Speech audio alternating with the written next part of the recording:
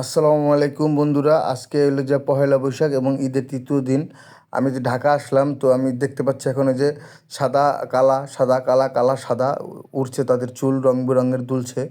তারা এই যে পহেলা বৈশাখে দেখেন হেলমেট ছাড়া অল্প অল্প বয়সী মেয়েরা যে কীভাবে রাস্তায় ঘুরতেছে তাদের বয়ফ্রেন্ড নিয়ে। হ্যাঁ, এটা দেখে আমার হলো যে মনটা খুব খারাপ হয়ে গেছে যে তাদের বাবা মা কীভাবে তাদের ছাইড়ে দিল। হ্যাঁ, রং বেরঙের হলো যে তারা মজা করতেছে। তো আমি আর ভাই এই যে যাচ্ছি মিরপুরের উদ্দেশ্যে। তো এই যে মেট্রো রেলের নিচ দিয়ে যাচ্ছে। এখন আমরা আসি হইলো কি আপনার কোথায় বলে এটা বিজয় সরণি, এই যে কাকরাইলের সিগন্যাল দিয়ে দাঁড়িয়ে রয়েছে। আজকে ঢাকা শহরটা আপনারা দেখবেন একদম ফাঁকা, এরকম ঢাকা শহর সহজেই পাওয়া যায় না। বিশেষ করে শুক্রবার দিনেও এরকম মজার ঢাকা, সুন্দর ঢাকা পাওয়া যায় না।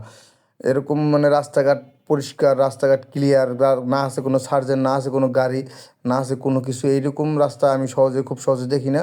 আজকে একে তো পহেলা বৈশাখ, দ্বিতীয়ত ঈদের তৃতীয় দিন, দেখেন ঢাকার অবস্থা কত ক্লিয়ার। হ্যাঁ, আমি এখন আছি এটারে বলে জিয়া উদ্যান এবং চীনমন্ত্রী সম্মেলনের কাছাকাছি।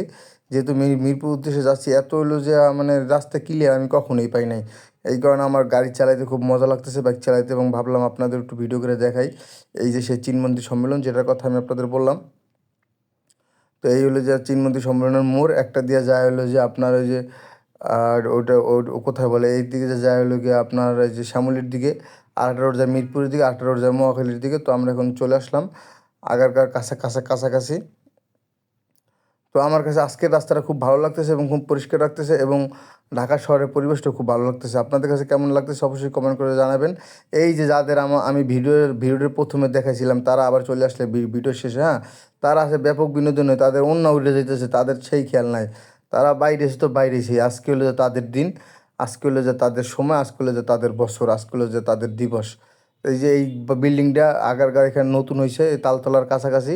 আমার কাছে খুব ভালো লাগতেছে, বিল্ডিংটাও চমৎকার সুন্দর। আপনারা অবশ্যই কমেন্ট করে জানাবেন আপনাদের কাছে কেমন লাগতেছে, এবং আপনারা এরকম পরিষ্কার, এরকম সুন্দর, এরকম ক্লিন সিটি, ঢাকা সিটি কে শেষ কবে কোথায় দেখছেন তাও অবশ্যই আমার কমেন্ট করে জানাবেন।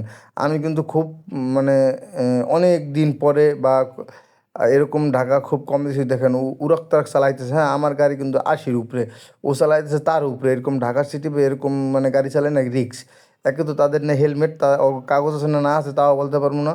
আজকে ঈদের দিনে পহেলা বৈশাখ উপলক্ষে তারা চালাইছে, ওই দিন আর এক মায়ের অন্য বাইরে তুলতেছে। কোনোভাবে কোনো চাক্কার লাগে যদি প্যাঁচ ম্যাচ খায়, তাই তো ওর জীবন শেষ। ওর এই সাদা সাদা কালা কালা রং বেরঙের মজমস্তি সব শেষ, ধ্বংস হয়ে যাবে। তো রিক্সাওয়ালা মামায় দেখেন উল্টে ঢুকাই দিছে। এরকম অবশ্যই রিক্সাওয়ালা মামারা এবং কোনো ভাইয়েরা, বাইক হোক গাড়ি হোক, কখনো এরকম উল্টাপাল্টা যাবেন না। কারণ আপনি হয়তো বা খেয়াল করবেন না, আরেকটা গাড়িটি স্পিডে থাকবে, তো সে এসে মাইরে দিবে। দুর্ঘটনা কিন্তু অবশেষে দুইজনেরই ক্ষতি কিন্তু